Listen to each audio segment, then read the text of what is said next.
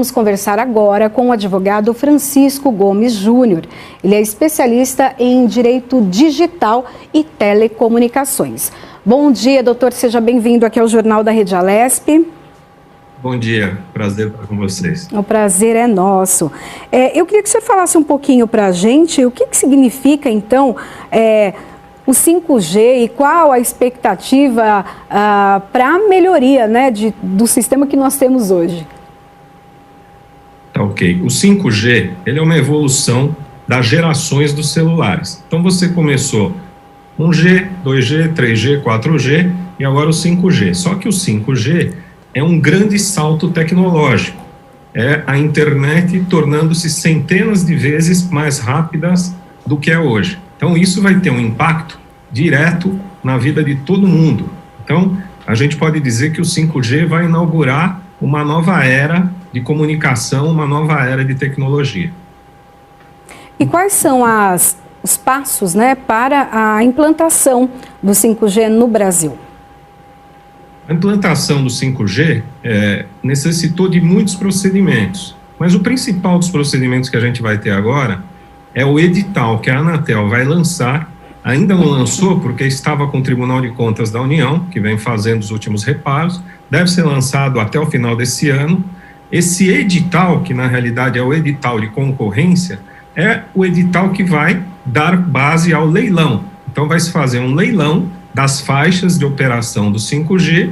Então o próximo passo publica-se o edital, tem-se os vencedores dessa concorrência, e a partir daí as empresas vão trabalhar na implementação da infraestrutura para colocar o 5G em funcionamento. O que a legislação fala sobre isso? Então, para que o 5G fosse possível no Brasil, você teve que fazer adaptações na legislação, a começar por uma política pública de comunicação, que iniciou lá no ano 2019. No ano de 2020 foi baixada a primeira portaria, que é a portaria 418. E por que eu necessitava dessa adaptação? Porque o 5G ele vai funcionar em faixas de frequência, ou seja, toda a rede celular funciona como se fossem estradas, que a gente chama de espectro no ar. E para o 5G foi necessária a liberação de 3 desses espectros. Os espectros de 700 MHz, 2,3 GHz e de 2,6 GHz. Para que eu liberasse esses espaços, eu tive que tomar uma série de providências, inclusive providências de desocupar espaços que já eram anteriormente ocupados por algumas TVs, por exemplo. Então a Anatel teve todo um trabalho, mas a regulamentação básica, então, a política pública, a portaria. Depois disso, obviamente, a gente vai ter a Lei Geral das Antenas, que é o nosso tema, que é o grande divisor de águas nesse assunto, né? E o edital e o vencedor do leilão. Esses são os passos e a legislação. Quais são os outros países que já utilizam o 5G e de que maneira, né, o 5G mudou ali a vida da população? O 5G ele é liderado mundialmente pela China e pelos Estados Unidos, quer dizer, que travam, inclusive, vamos chamar de uma guerra geopolítica pelo domínio do 5G. Mas além da China e dos Estados Unidos, que já estão numa fase mais adiantada, você já tem a Coreia do Sul, a Austrália, boa parte da Europa, por exemplo, Itália e Reino Unido, aqui na América o Canadá, além dos Estados Unidos, e a própria Arábia Saudita. Quer dizer, é uma tecnologia que vem se disseminando de forma rápida pelos países, e a gente espera que o Brasil também ingresse rápido nessa tecnologia. Uhum. E o Brasil tem estrutura para receber, então, essa tecnologia? Todos os brasileiros vão ter acesso? Ou isso depende da localidade, depende do aparelho que a pessoa tenha? Na realidade, a ideia do 5G é melhorar e muito o sinal do celular. Significa que, assim, o sinal vai ser melhor, a velocidade vai ser melhor, a tecnologia mesmo vai ser melhor. Quer dizer, o usuário vai sentir isso. Só que o 5G, ele funciona em aparelhos capacitados para receber o 5G. Hoje, praticamente todos os novos aparelhos que já vêm sendo lançados no mercado já têm essa capacidade. Agora, quem tem um aparelho que não tem essa capacidade do 5G, vai ter que proceder à troca. Mas também não precisa se preocupar pelo seguinte, a rede 4G vai continuar existindo, quer dizer, você dentro das possibilidades de cada um, a pessoa vai, compra o aparelho 5G e migra para o 5G, mas a rede antiga continua funcionando. Doutor, nesse momento que nós vivemos de pandemia e precisamos trabalhar home office, também estudar em casa, nós percebemos a dificuldade, né, da internet, sentimos muita dificuldade. Com essas mudanças, essas dificuldades também vão melhorar, né, também dos outros sinais do 4G, quem usa 3G? Devem melhorar. Agora, a gente tem um problema estrutural, que eu diria não depende tanto das empresas de telecomunicações, mas sim das legislações, e no caso municipais. Quer dizer, a Lei Geral de Antenas, ela veio para regulamentar a implantação de antenas por todo o país. Mas, embora ela tenha regulamentado por todo o país, centenas, aliás, milhares de municípios editam legislações próprias com novas exigências para a implementação da antena. O bom funcionamento do serviço depende, sobretudo, da facilidade das empresas em instalar antenas. As antenas do 5G são muito menores, não são mais aquelas antenas que parecem uma torre que a gente vê em topo de prédio ou vê na estrada quando está viajando. São antenas pequenas e, por isso, vão ser necessárias num número maior. Então, é importantíssimo que a legislação não trave a implementação dessas antenas, senão o 5G vai ter muita dificuldade em operar. Doutor, eu não sei se tem a ver a questão também dos cabeamentos, né? Se fala muito dessa questão que os cabeamentos são subterrâneos, né?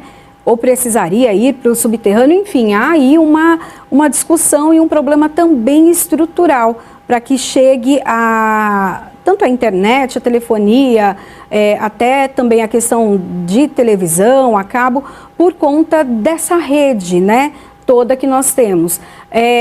Eu queria que o senhor explicasse um pouco como funciona hoje, o que precisaria mudar também nessa estrutura.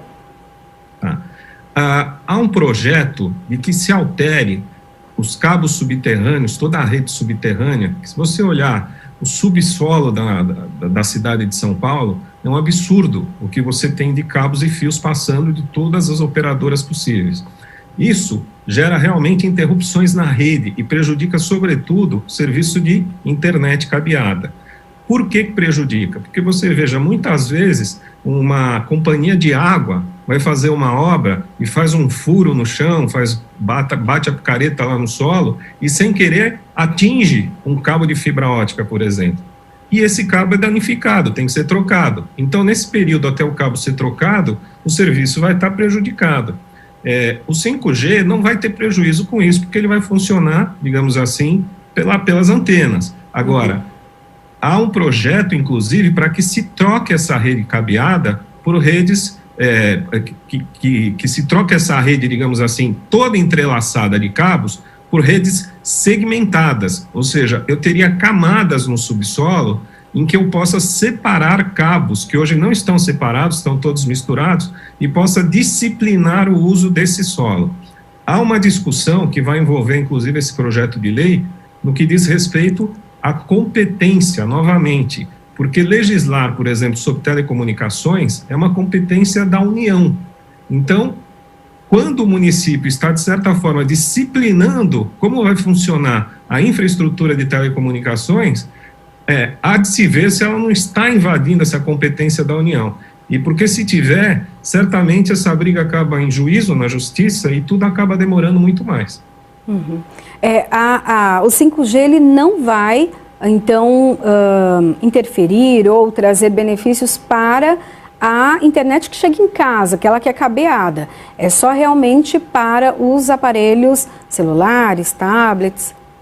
Não, ela vai trazer benefício para todo mundo que se utilizar da internet na versão 5G, seja ela cabeada, seja ela Wi-Fi. O que eu digo é o seguinte, o que vai proporcionar a velocidade do 5G é a tecnologia e a qualidade das próprias antenas e a faixa onde ela vai operar, o espectro onde ela vai operar. Então, assim, ela vai ter um benefício grande para todos, para todo mundo vai ter esse benefício.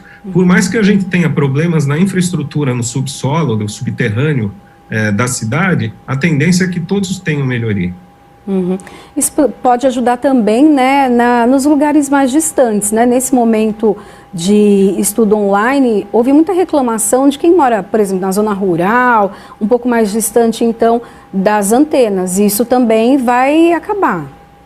Vai acabar. O grande benefício que a gente espera do 5G é esse, quer dizer, ele vai ter um benefício social de propiciar muita coisa à distância, aulas à distância, por exemplo, que a gente precisa tanto agora, sem essas falhas. Além disso, você vai ter uma melhoria com essa velocidade muito grande na telemedicina, que se utiliza muito da tecnologia, vai se utilizar da tecnologia 5G, porque hoje, muitas vezes, quando você está fazendo um procedimento de telemedicina, se você tem um problema de sinal na internet, você pode, inclusive, prejudicar o procedimento. Por conta disso, muitos procedimentos ainda não são feitos nessa via remota e devem passar a ser feitos. Quer dizer, vai beneficiar os carros autônomos, que a gente ouve tanto falar, que logo, logo nós vamos ter carros que praticamente se guiam sozinhos, que vão evitar colisões. Só que para isso eu preciso ter um 5G bem implantado, para transmitir em tempo real a localização de cada veículo.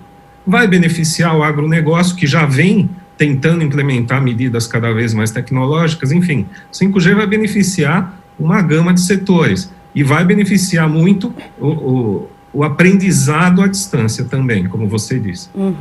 E já tem data da implantação da lei? Como Então, estamos um pouco atrasados, tá? Na realidade, a gente tinha a nossa previsão de que entre o início desse ano, o fim do ano passado e o início desse ano, a gente tivesse o edital publicado. Com a pandemia, a Anatel teve dificuldade em realizar, inclusive, alguns testes técnicos que eles fazem em campo. Então, isso atrasou um pouco. Depois, o edital já estava pronto e ele foi para o TCU. E o TCU também está há alguns meses fazendo comentários e aperfeiçoando esse edital. Então, esse edital sendo publicado até o final do ano e mantidas as expectativas, se não houver problema com antenas e outras obras de infraestrutura, a expectativa é de, no meio do ano que vem, em junho ou julho de 2022, começar a operar o 5G. Doutor, e a questão das contas, né? Esse valor também vai subir, vai aumentar? A gente sabe que tem contas mais, pacotes, né, de dados, que tem ali um valor mais acessível, mas se for para o 5G, esse valor vai subir também? Como fica? Eu acredito que não, eu acredito que o valor vai se manter. O que eu acredito é que nós vamos ter mais faixas, mais planos possíveis, porque como você vai ter uma variação maior de velocidade, vai ter o plano realmente da velocidade um pouco maior, menor, com uma capacidade de dados maior ou menor, mas não deve subir, tá? O que deve acontecer é você segmentar mais. Se hoje você tem 5, cada companhia tem 5, 6 planos, pode ser que passe a ter 10. O que para o consumidor lhe dá a maior possibilidade de escolha de um plano que seja realmente aderente ao seu bolso. Né? Doutor, e o que o senhor acha que é desafio dessa legislação? O que o senhor acha que é o principal desafio? O principal desafio são as antenas. Porque, veja, nada na telefonia celular funciona sem antena. A antena do 5G, que são as antenas que vão ter que ser implementadas, e muitas. Cada antena que você implementa, além de você informar a Anatel, a municipalidade exige que você faça um pedido de licenciamento para poder instalar a antena. Na maioria das cidades do Brasil, quando você apresenta esse pedido de licenciamento, o prazo de resposta é muito longo. Existem casos que demoram 6 meses, existem casos que demoram 1 ano. É uma burocracia que acaba travando a agilidade em implementar antenas. Preocupado com isso foi que as entidades e o governo federal e todo mundo fez a Lei Geral de Antenas, que é uma lei federal, achando que com isso regulamentaria para todo o país. E até porque, como eu disse, é da União legislar sobre telecomunicações. Só que os municípios continuam editando leis que aumentam as exigências que já estão na Lei Geral de Antenas. E caso a empresa não cumpra essas exigências, eles barram o licenciamento da antena, ou seja, aí vem o atraso na implementação do 5G. Esse é o principal desafio a se vencer. Bom, quero agradecer então as informações do Dr. Francisco Gomes Júnior, advogado especialista em Direito Digital e Telecomunicações. Muito obrigada, doutor. Obrigado, bom dia. Bom dia.